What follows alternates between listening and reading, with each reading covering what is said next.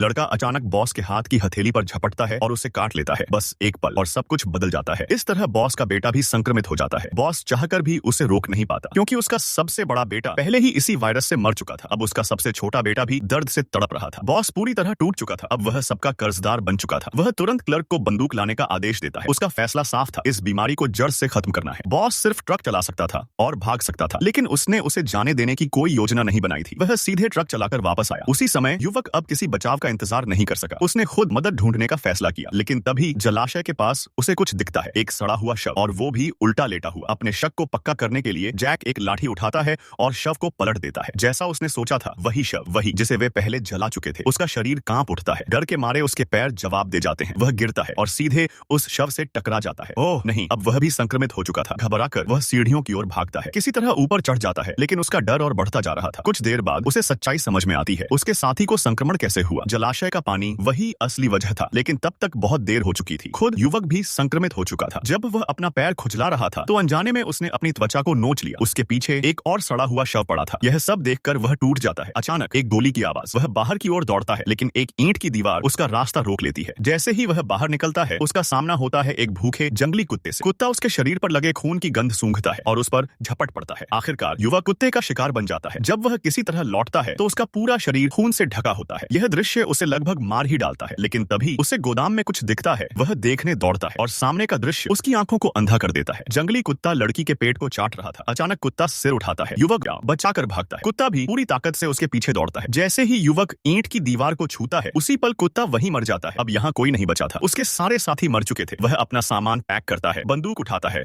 और पहाड़ से नीचे जाने की तैयारी करता है। लेकिन जैसे ही वह दरवाजा खोलता है, एक घायल आदमी से टकरा जाता है। वह तुरंत उसे अंदर खींच लेता है। हर बार दुकान मालिक बाहर आता है, लेकिन इस बार जब वह दरवाजा खोलता है, घायल आदमी पहले से वहां इंतजार कर रहा होता है।